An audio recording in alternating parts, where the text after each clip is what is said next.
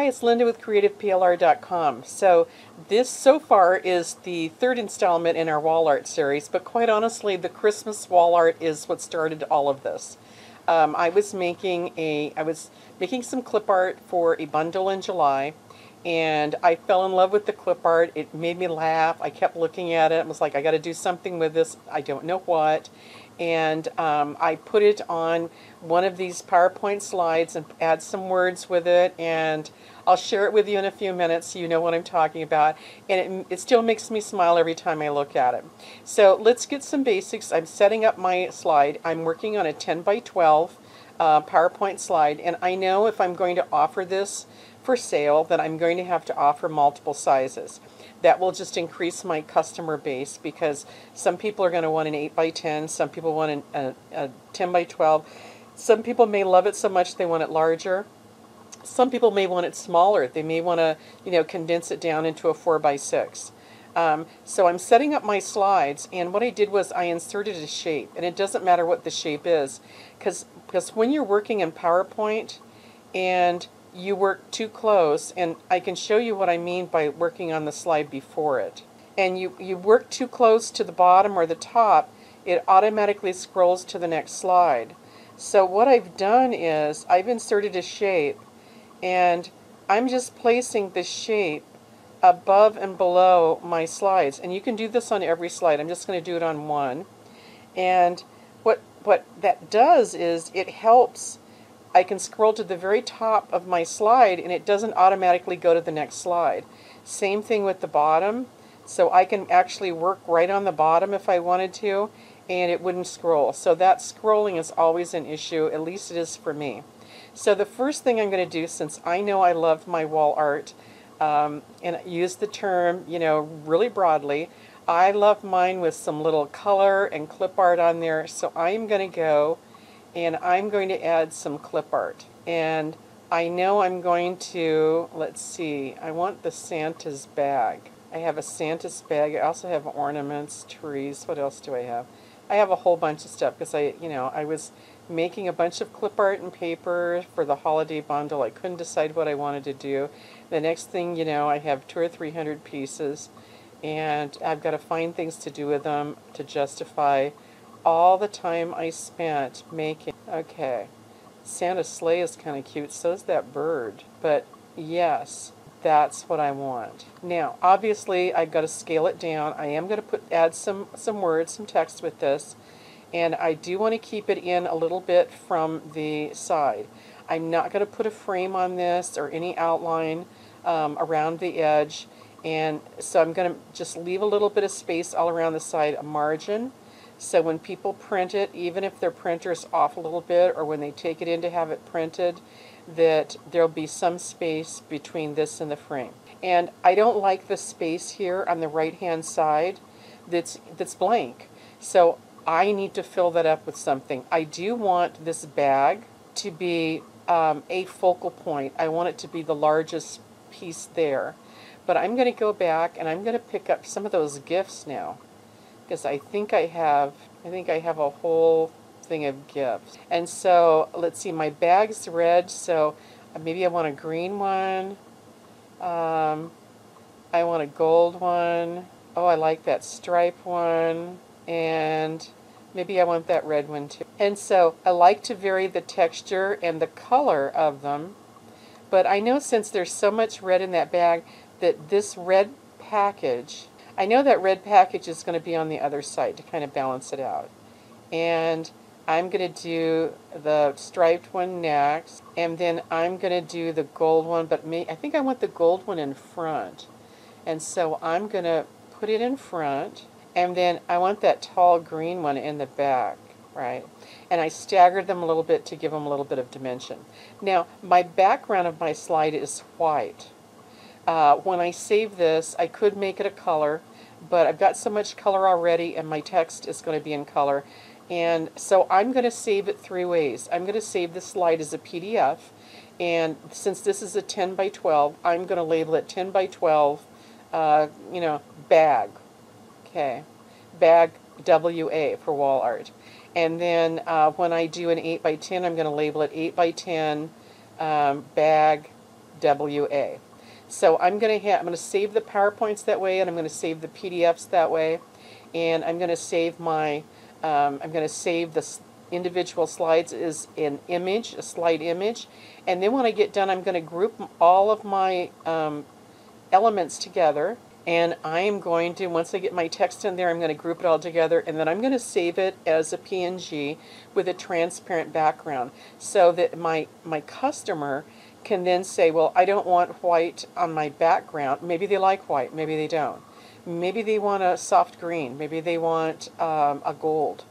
You know, maybe they want to print it on some very pale pattern or some poinsettia background. Maybe they just want it just a background that is a canvas that looks like threads or fabric. So I'm going to save it as a PNG transparent, and my customer has 3 options now. Not only do they have multiple sizes, but they have 3 options for printing it. They can either use the transparent to put it on a background of their choice, they can use the white background, or they can use the PDF. Okay, and it helps to have multiple options for your customer. So now I want my text. So insert my text, and Christmas is so easy because there's so many sayings.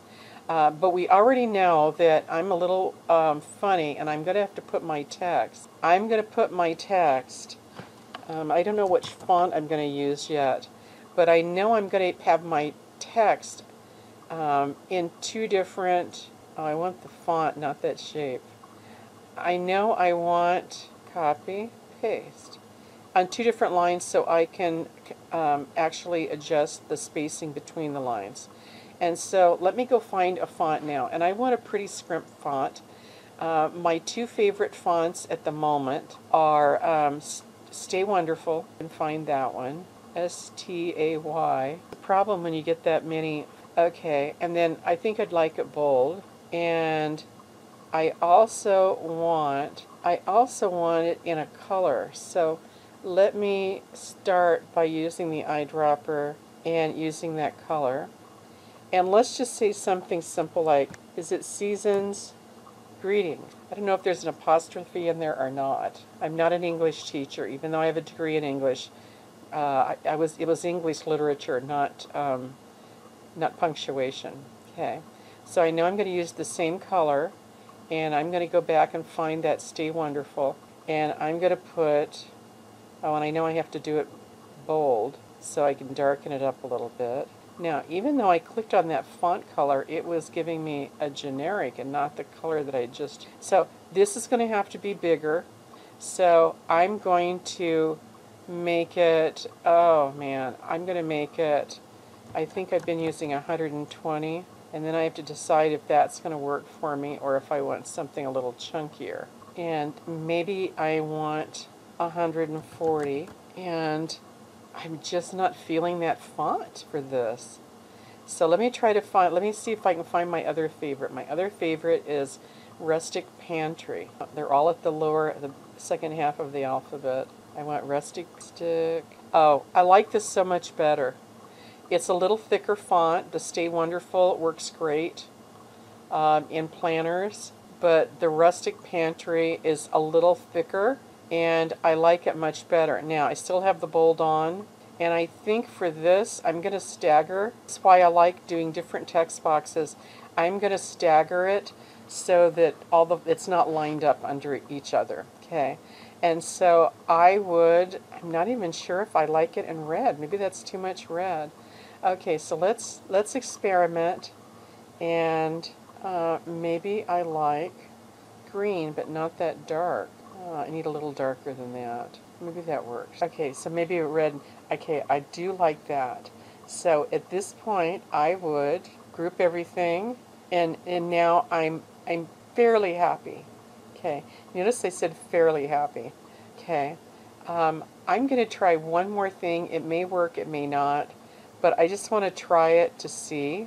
And I have lots of clip art. I made this all in like 2 because I couldn't decide what I wanted to do for the bundle, so I was making everything I could think of, trying to get inspired, and then I got inspired to do other things. So that always, yeah, that's what I'm looking for. There. Oh, I like that so much better.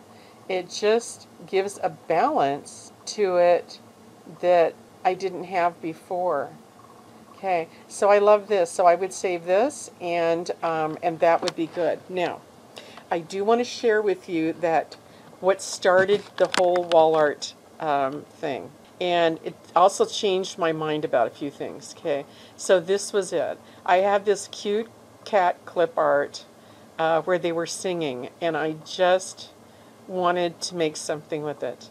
And so I had them singing Joy to the World, and I absolutely love it. Now, what I didn't love was I wasn't sure about the background, and I did save this as a picture on this pale gray background, and I wasn't convinced. This is what caused me to change the way I'm saving and to add more options for the customer, because it's not that I disliked it. I thought maybe a pale beige, so I tried a beige color.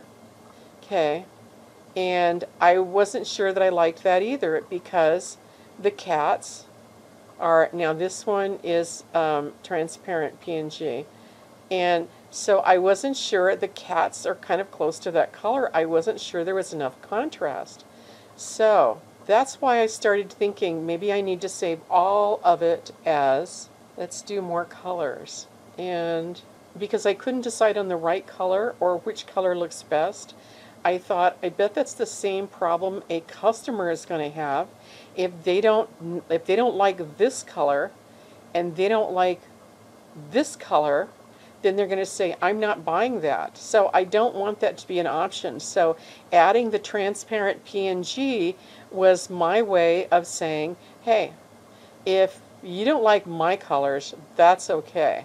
You can buy this with a transparent background and put it on anything that you want. If you want to put it on a pale green, that's okay with me, because once you buy it, it's yours. And actually, I do like the green. Okay, so this is what started it all, and this still makes me smile when I see these cats singing. And no, my cat doesn't sing. I've tried training her, but she gets very annoyed. Okay.